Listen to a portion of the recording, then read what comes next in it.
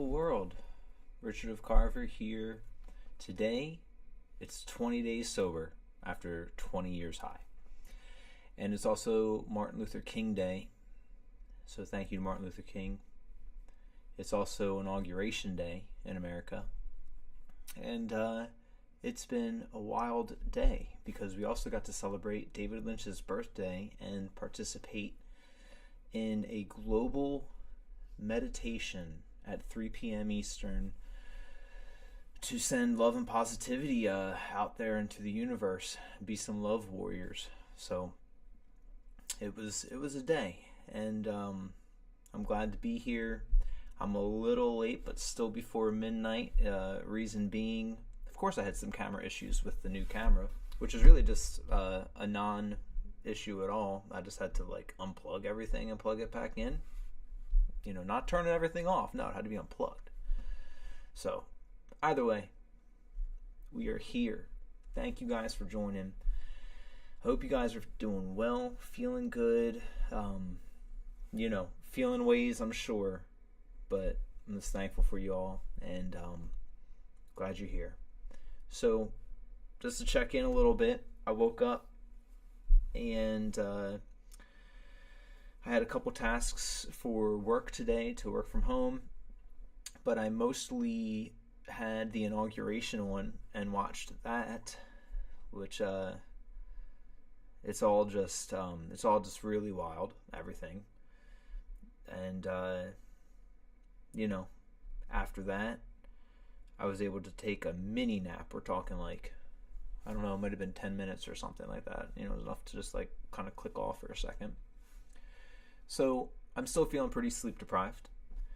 Still coughing up a lot of stuff, which is wild. Again, we're 20 days in of not doing drugs, and my lungs are still and my brain's not working well. There's an not exfoliating. They are exhuming, I guess. I don't know, something of that sort. A whole bunch of black tar. So I'm thankful, but also wow, I must have really had a lot in there. And hey, hopefully I'll be able to have a greater control over my lungs after this, and that is a healthy thing. So I'm just going to look over here for a second. Hey, it still works. All right, good. Got the 2 cameras set up, still rolling. And today, let's introduce everyone to another classical guitar of mine. This is an Epiphone classical. Fairly old. I kind of forget what year.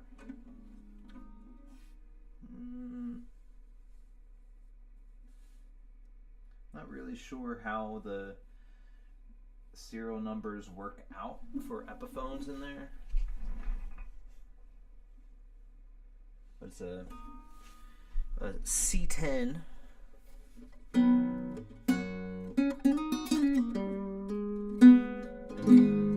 So I do want to play a couple songs tonight.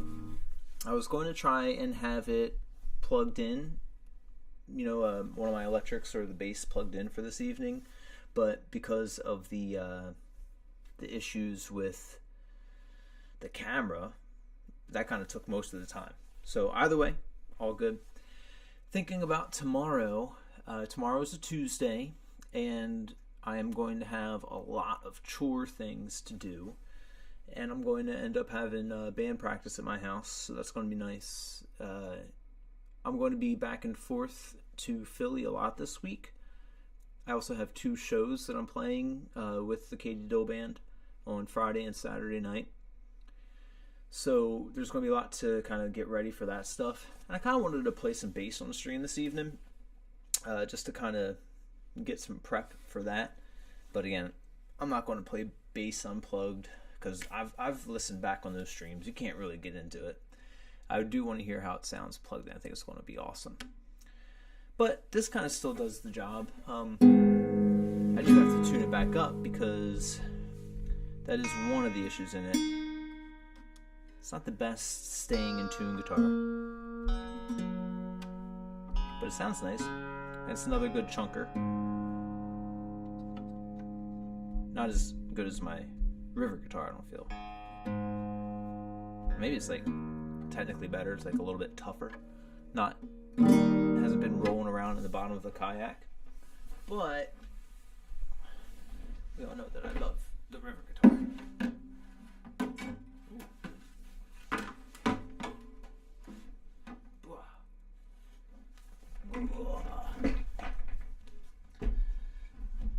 Let's give them both some love taps, you know?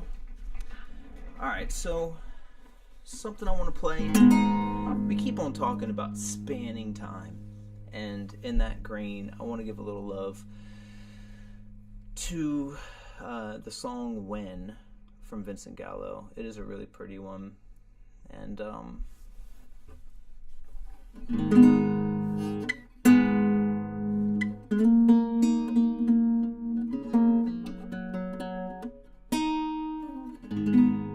we're good enough in there.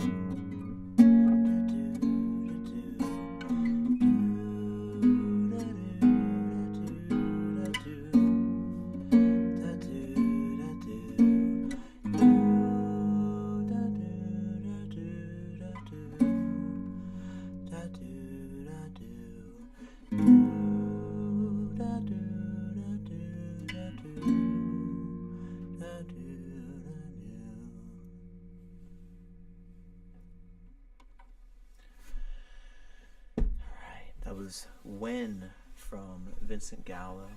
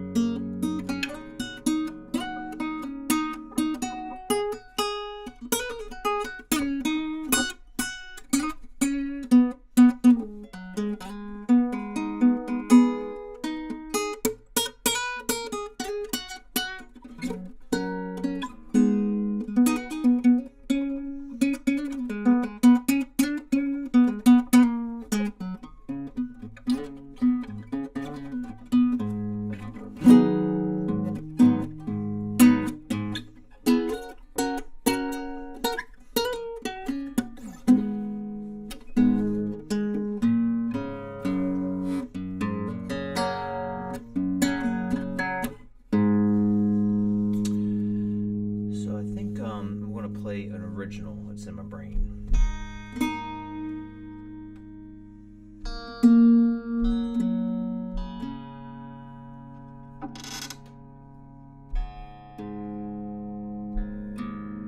So something to think about is that because I have been high for 20 straight years, every single day, the things that occurred exactly 20 years ago, give or take 20 days now, things were, there are reasons, and I'm going to put some stories out, but at the time, 20 years ago was 2005, and that was right around when I was starting this band with a couple of my best friends in college. Now, I had previously gone by a name, The Boy Who, all throughout high school, and had a lot of music. Had a backing band called the Moto Guzzi, which was really fun. And George, if you're out there watching, what's up, bro? George, I've mentioned on the stream a few times, and I get to work with him, which is awesome. And he was a multi-instrumentalist and singer, also in the Moto Guzzi, and once I went to college, he was back, here where we're at, and I'd started that band up there, but then when the band came down here, it's been great because I've been working with George ever since. Now, I wouldn't say that the band, I for a while I've been going as Richard of Carver, and not as the band name because for whatever reasons, but I'm starting to think of, like I've mentioned, and getting all that music recorded, getting everybody back together and doing doing that band name again. The band is the Thunderbird family, and we had a lot of music, we had a lot of albums, we had a lot of unreleased stuff, but this particular song was one of the ones that was on our first EP called Presence, and that was of course a play on words in 3 different ways. Of course, it's spelled like a present, like a gift, but it's also presents EP, because it's got the ...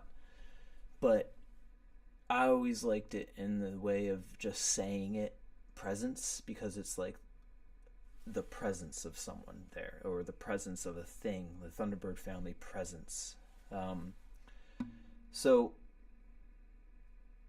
the song I want to play off of there is called On the Porch at Midnight. And I wrote this song about being on the porch with somebody that you love at midnight when the world's kind of shut off and it's just you two, and how special that is. So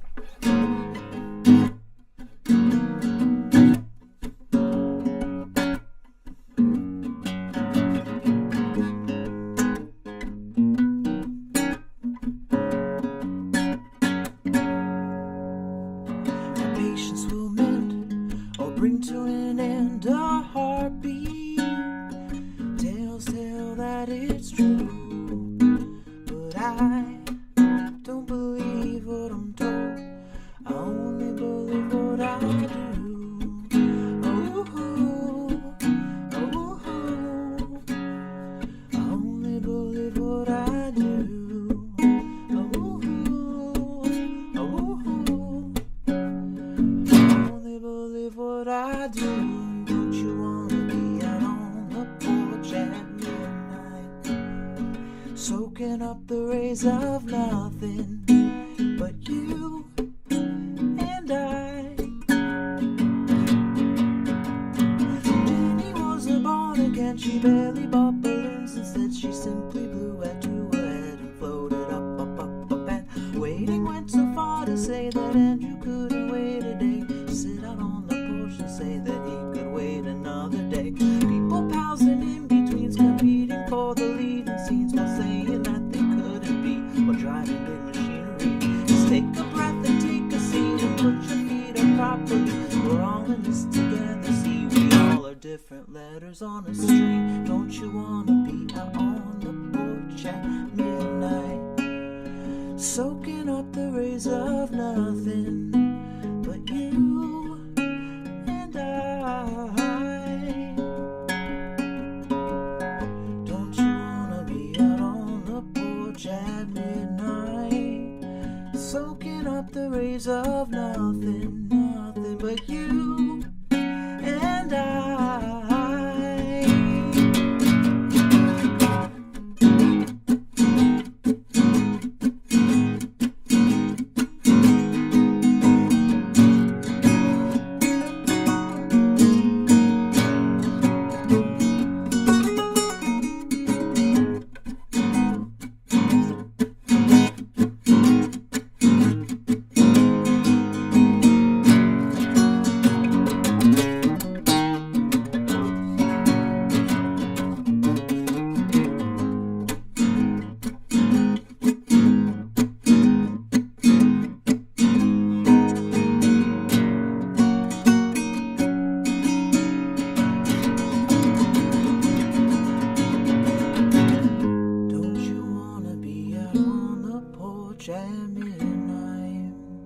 Soaking up the rays of nothing, nothing but you and I.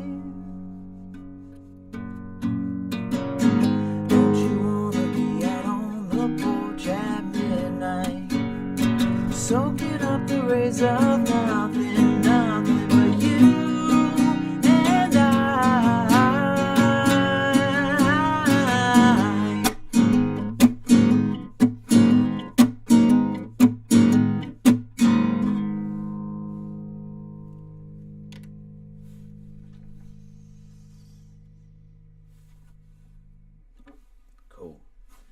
So that's a 20 plus year old song right there, y'all. That's On the Porch at Midnight, written by me, Richard Carver, and performed by the Thunderbird family on our Presents EP, but right now performed by me. So I remember when I first wrote that song, and when I first got the hook in my head, I was in the third floor of the dorm rooms of our dorms up in Boston, and it hit me hard, so I had to excuse myself from the common area where all the friends were. And I remember this well because I remember that I had the closet in our dorm room. I had always roomed with my best bud Will, and I had the closet of this dorm room my desk was shoved halfway in it and halfway out because I wanted that closet for a recording space, but it was also like a cave, and it was because it was around the corner. It was very interesting. And so I was like tucked back there and trying to be quiet because there's so much it's a dorm room full of guys, so it was wild going on, and I'm like trying to get this idea in there, and for whatever reason the quietness came out in like a deep whisper growl, and I have it still in recording, which is funny because you can hear everybody going, and so I'm like recording it, and after I get done like a verse or two of just like the you can hear one of my other best buddies, Webb, come in and just I think he's like cussing or something, like, what the fuck are you doing? So it's awesome. I have to find that. And he actually just had a baby, which is wild stuff, and but also beautiful. I'm so happy for him. It's awesome. He called me the other day. I think I might have mentioned it on here. He called me the other day did a FaceTime bomb, which I'm a fan of FaceTime bombs. I answer every time. And it was the baby on the other end. Like, oh my gosh. But all that's to say, I think the original song sounded more like this. It was like, don't you wanna be out on the porch at midnight, soaking up the rays of nothing but you and I. But it was like, I think it was melody, so it was like,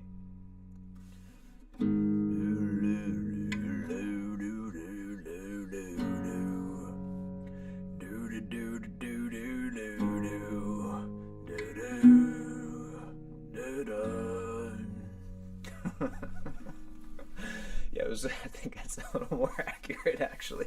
But that band was fun because it was an 8-person band. It's a pretty large band, and yeah, I've got to put that music out there, and the plan is that this year I'm going to.